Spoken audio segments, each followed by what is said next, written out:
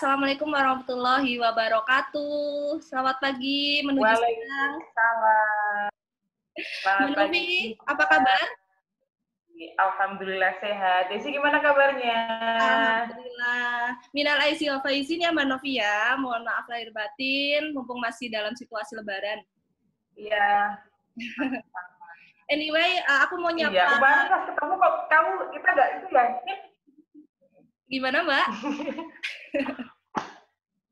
Oke. Pas ketemu tuh kita nggak minal aidin wal faizin. Oh iya ya. Iya. Kemarin kita ini Mbak, sibuk untuk mereview gitu ya. Oke, sebelumnya aku mau menyapa teman-teman aku dulu nih yang nonton konten pertama aku hari ini. BTW ini konten pertama aku Mbak di YouTube.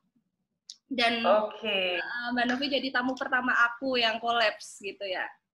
Gitu. Ya, jadi depannya insya Allah kalau misalkan konsisten, aku bikin 3 segmen nih di channel YouTube aku. Kayak ini nih kita coba ngobrol-ngobrol, komunikar gitu, Communitalk namanya. Kemudian ada fun travel juga, dan nanti juga ada inspire juga kalau misalkan aku sendiri gitu ya, untuk tips dan trik dan lain sebagainya. Semoga konsisten ya Mbak doanya.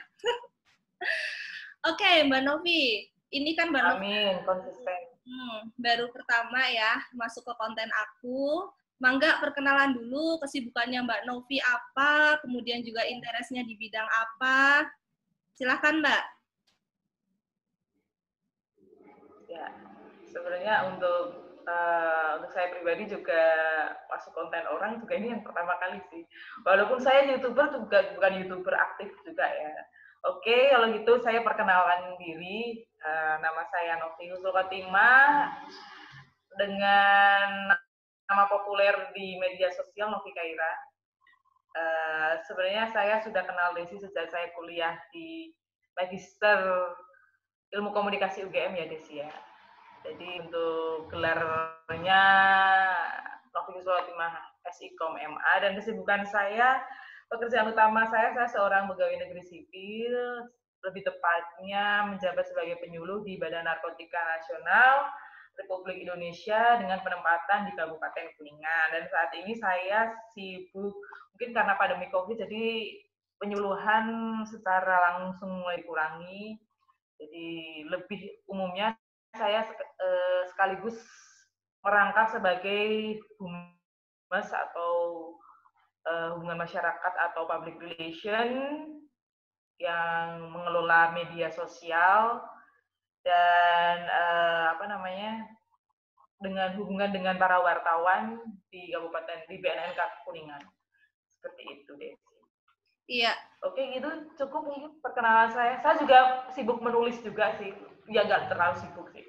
Maksudnya untuk mengisi waktu luang, dan alhamdulillah malah karena pandemi COVID ini di tahun 2021 saya sudah menerbitkan 3 buku sih. Alhamdulillah dari 2020 saya terbitin di awal tahun 2021. Ya, keren banget ya Mbak Novi. Gitu sih.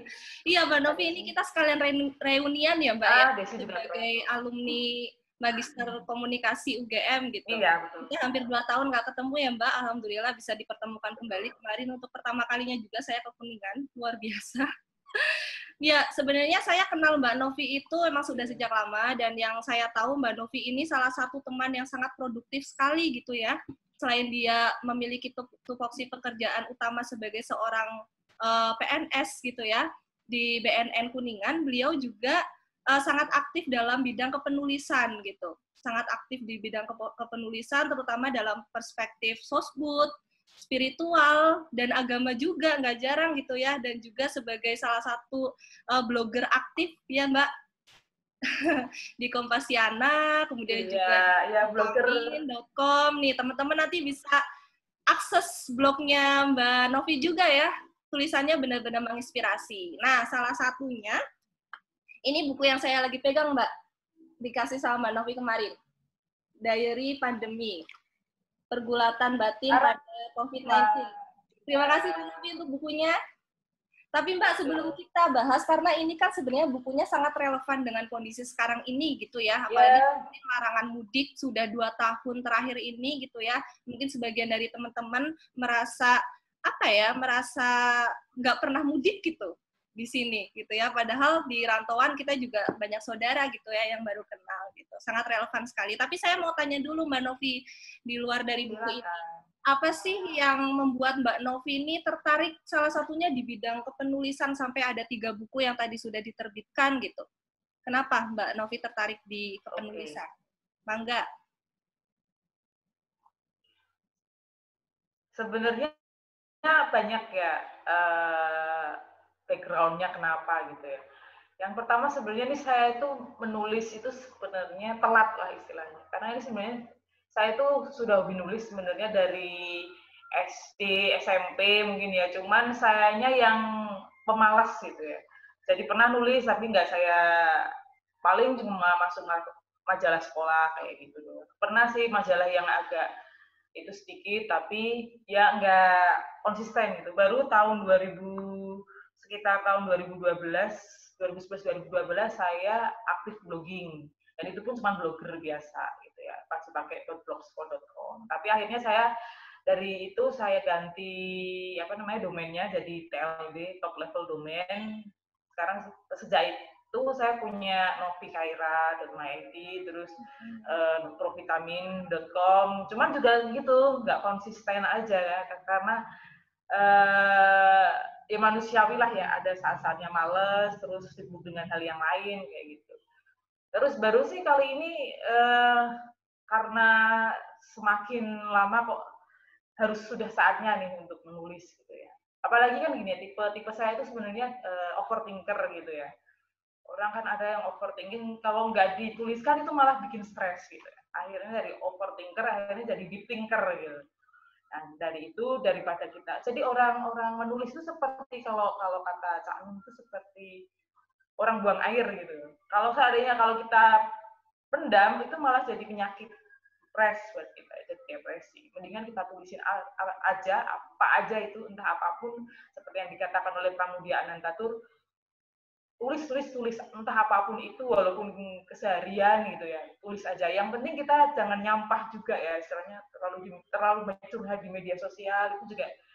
Mendingan kita cari platform yang memang untuk mengakomodasi itu, jangan sembarangan langsung di Facebook atau di Instagram. Sebenarnya it's okay, tapi saya sarankan lebih baik platform yang khusus menulis, minimal yang sudah disediakan, yang sudah ada seperti Kompasiana misalnya, atau yang disediakan oleh blog lain.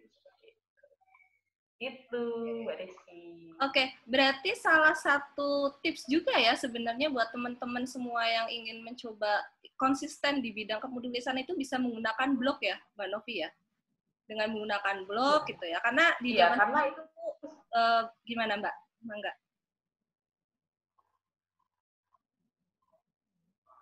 Iya, seperti contohnya seperti penulis yang sudah terkenal, yang sudah sukses. Kalau saya kan masih pemula ya. Contohnya kayak Raditya Dika misalnya. Itu awalnya beliau itu juga berawal dari tulisan blog yang menceritakan kehidupannya sehari-hari. Ternyata dari blognya itu lucu gitu ya.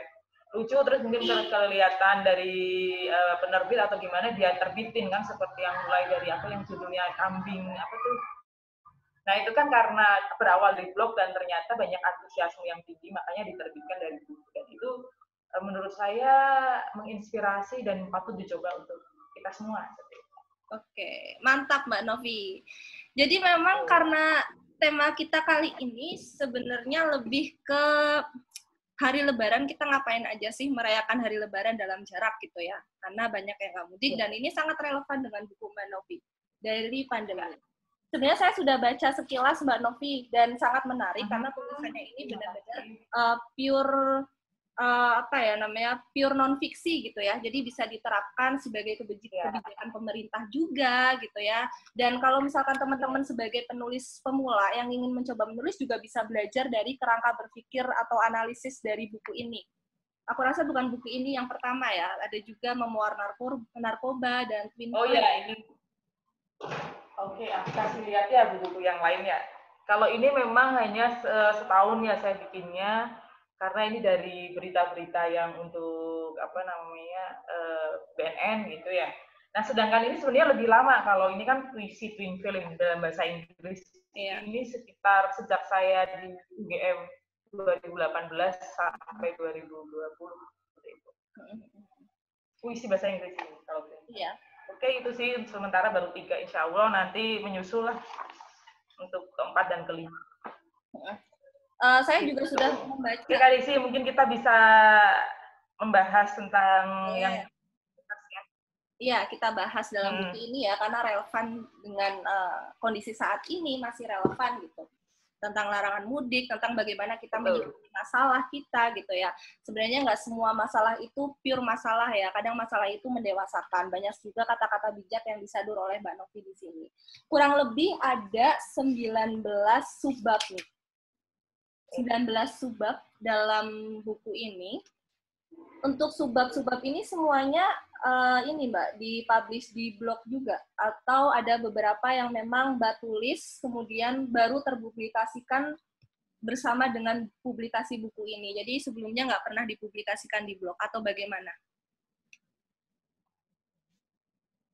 Sepertinya hampir semuanya sih ya, kalaupun nggak ada cuman mungkin 5% atau 10%, tapi 90% lebih itu kalau nggak di blog novikaira.my.id, itu ya di kompasiana.com sih. Gitu. Oke. Dan ya. Dan salah satu jadi mungkin ada bab yang bikin itu nggak sih, bikin bikin penasaran atau mungkin bikin nggak sesuai dengan pemikiran kayak Kak Desi itu ada nggak ya? Oke.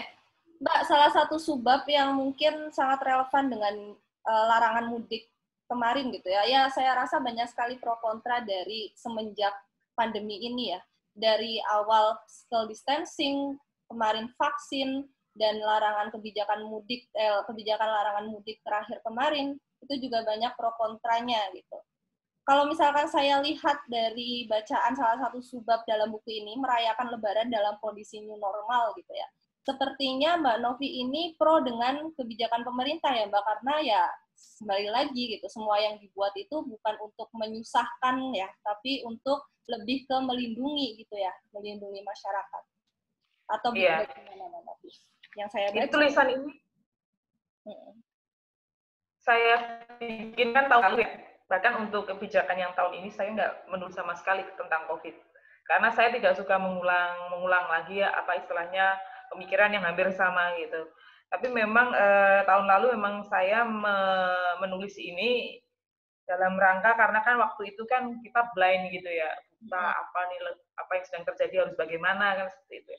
Jadi memang sengaja saya nulis ini supaya kita concern gitu ya. Jadi kan contohnya kalau kita mau mudik itu kan sebenarnya kemauan kita gitu ya. Terus itu yang pertama kemauan kita karena ingin bertemu keluarga. Terus yang kedua sudah tradisi kan gitu. Hal ini tuh pasti akan sangat sulit gitu diterima bila mana kita tidak melakukan sesuatu yang sudah puluhan tahun ya, belasan atau puluhan tahun dilakukan kayak gitu. Nah, dari buku ini juga salah satu alasannya ya supaya ya itulah di alasan kesehatan gitu. Di bab yang lain saya menjelaskan bahwa kalau kita nggak belajar dari sejarah, ya kita hanya akan mengulang sejarah kan gitu ya. Contohnya dari flu Spanyol gitu. Kalau kita nggak disiplin dengan protokol kesehatan seperti menggunakan masker, terus menghindari kerumunan, ya pastinya dengan jumlah orang yang tertular akan jauh lebih banyak kan seperti itu. Contohnya aja ya kayak kita lihat saat ini Amerika Serikat, terus negara Eropa, bahkan India juga sekarang sudah menempati yang kedua kan gitu. Jadi jangan sampailah Indonesia seperti itu. Jadi lebih pada pemikiran-pemikiran saya yang kebetulan aja ting gitu ya dapat. Ternyata ketika saya mencari-cari dalam sejarah ya memang relevan gitu. Sesuai gitu, dan alhamdulillah kan istilahnya tidak membawa mudarat gitu, insya Allah bermanfaat gitulah dari tulisan-tulisan itu yang ada di Kompasiana itu.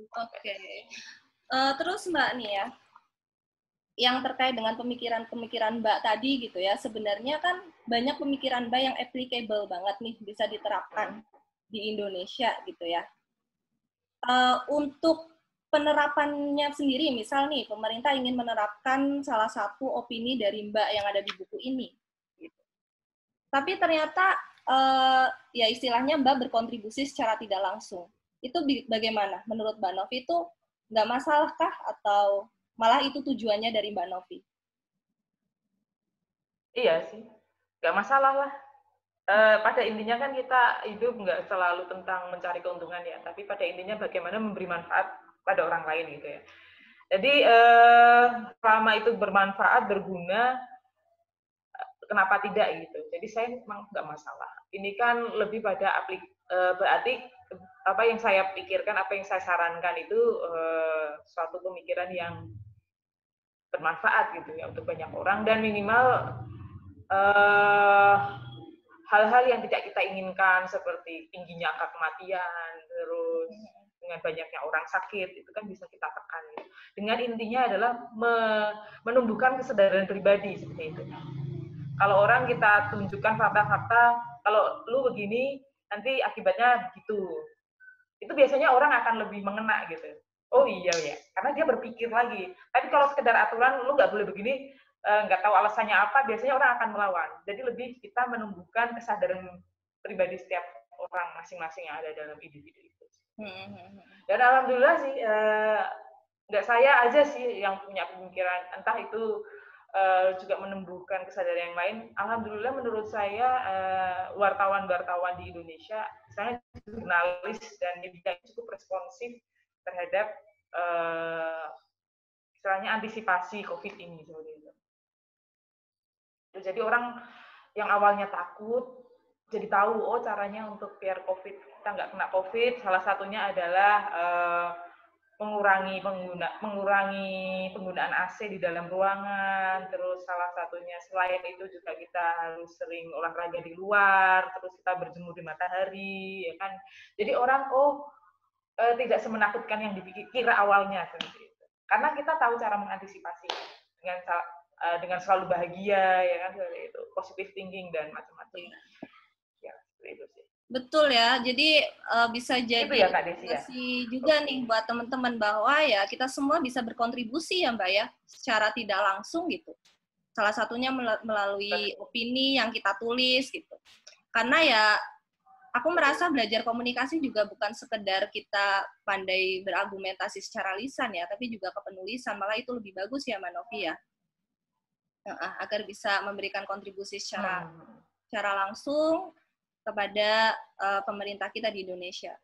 Oke, Mbak Novi, mungkin OOT bentar nih, out of the topic gitu ya. Ini kan after Lebaran nih, gitu ya. Kalau di sini kan ditulisnya ya selama pandemi gitu ya. Ini after Lebaran semuanya akan mungkin kembali normal gitu ya. Masuk kerja lagi, walaupun sebagian juga masih ada yang WFH, WFO juga dengan batasan jarak gitu. Gimana nih stress relief-nya gitu ya? After Lebaran nih malah stres tuh kadang muncul lagi gitu. Aduh, balik kerja lagi, kemarin udah liburan gitu ya, walaupun terbatas gitu. Stress relief-nya after Lebaran menurut Mbak Novi gimana nih? Sebenarnya aku sih lebih melihat hidup ini tidak mozaik secara potongan-potongan gitu mah enggak. Aku lebih sukanya melihat secara gambaran besar gitu ya. Terlebih orang mungkin yang kita biasa hidup biasa gitu ya, tiba-tiba ada COVID pada tahun lalu kan orang pada bingung, stres. Sebenarnya kalau untuk stres, kalau masalah kejiwaan itu masih mending lah ya kita ya, dibandingkan orang yang secara tangannya harus juga mati gitu ya, istilahnya kehilangan pekerjaan. Padahal dia banyak orang yang harus nafkahi ya. Istilahnya minimal kita melihat jangan hanya diri kita sendiri sih, kita melihatnya ke banyak orang lain yang lebih menderita gitu ya. Itu salah satu alasan supaya kita itu tidak mudah tumbang gitu ya, tidak mudah stres, tidak mudah depresi. Sebenarnya sih saya punya analisa, ini adalah 2021 itu tahun terberat kita. Terberat dalam arti itu karena dengan adanya mutasi virus baru, ya itu tuh lebih yang kita hadapi itu lebih ganas gitu ya.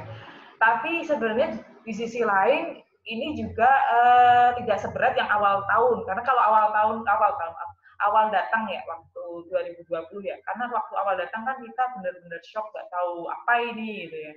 Nah sebenarnya dari tahun ini kita bisa belajar dari tahun lalu bagaimana kita menghadapi tanpa kita itu istilahnya terlena gitu ya, jadi nggak menyepelekan, tapi juga nggak usah terlalu takut banget.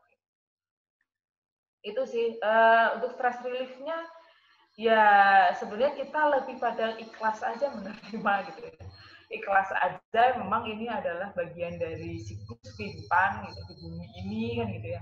Dan ini bukan seperti yang ada dalam buku saya juga, nggak usah terlalu shock, takut, kaget, karena memang siklus seperti ini tuh pernah terjadi dan sering terjadi, seperti 100 tahun yang lalu yang adalah yang terakhir, sampai 50 juta jiwa meninggal gitu. Bahkan ratusan tahun sebelumnya juga seperti itu. Jadi ya nggak usah dianggap terlalu sih, bagaimana kita, saya menulis juga buku, nanti akan terbit lagi sih di Kompas ini sudah ada. Sebenarnya adalah kesempatan kita untuk melihat dalam diri kita sendiri gitu ya. Yang biasanya kita fokus keluar untuk mengimpress dunia luar, contohnya kita suka beli baju bagus, tas mahal, sepatu keren gitu ya. Itu kan gunanya kita pakai untuk kita perlihatkan, selain memang untuk melindungi diri, tapi biasanya 70% kita ingin perlihatkan nih baju bagus, pengen dipuji gitu ya. Tapi dengan adanya fenomena ini kan kita harus berpikir lagi, kita lihat lagi, ngapain saya beli mahal-mahal kalau tidak saya pakai kan gitu ya. Akhirnya kita tuh lebih berpikir lagi keberhargaan kita tuh bukan apa yang kita kenakan gitu, tapi apa yang ada dalam diri kita. Jadi ya kalau kita sudah menyadari hal itu, inilah kita perlunya intens berhubungan dengan diri kita sendiri, dengan Tuhan dan orang terdekat dengan kita, kalau ada keluarga seperti itu. Intinya lebih menerima aja sih, lebih menerima keadaan dan kenyataan.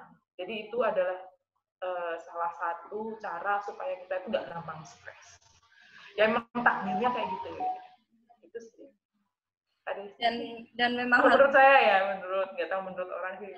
Dan memang harus tetap dijalani ya Mbak ya, dalam kondisi apapun ya hidup itu harus terus berjalan gitu ya. Betul.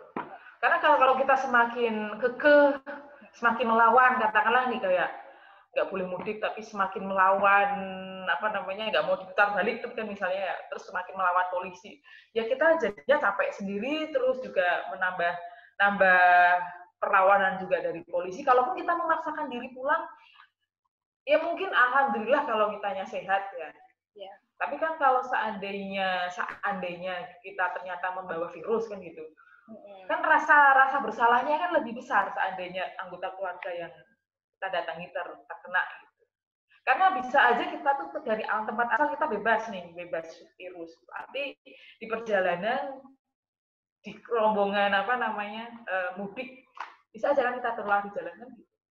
Seperti yang kayak di India itu kan, mereka kan lebih, ya mereka menyalahkan pemerintah kenapa tidak ketat kan gitu. Pada akhirnya menyalahkan. Padahal kan sebenarnya dalam hidup ini kita saling mempengaruhi ya, dari luar dan faktor dalam. Kalau ada kerjasama saling pengertian mah, insya Allah hal yang terburuk bisa kita lewati. Gitu. Ini kayak gimana ya, kayak terlalu wisdom bijak gitu ya. Sangat menginspirasi banget. Jadi ingat nih salah satu kata bijaknya Mbak Novi di buku ini nih. Jika penderitaan lebih mendekatkanmu pada kebaikan, maka itu lebih baik daripada kesenangan yang melalaikanmu pada Tuhan. Masya Allah. Keren ya, Mbak Novi ini bahasannya itu dari berbagai angle ya. Sosbud juga, spiritual juga, keagamaan juga.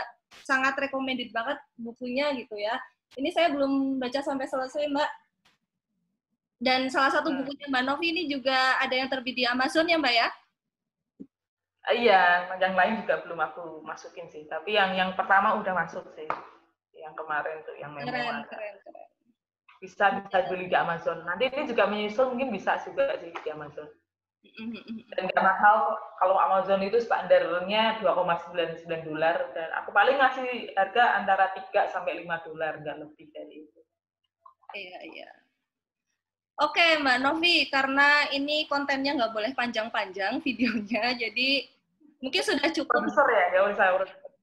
Udah cukup sharing-sharingnya. Nanti kita bisa lanjut lagi di konten atau di video selanjutnya gitu ya, dengan bahasan yang lebih seru lagi, mungkin gimana tips biar lolos di publisher Amazon gitu ya, bisa dimarketkan di sana gitu. Itu juga tadi sangat menarik sekali gitu.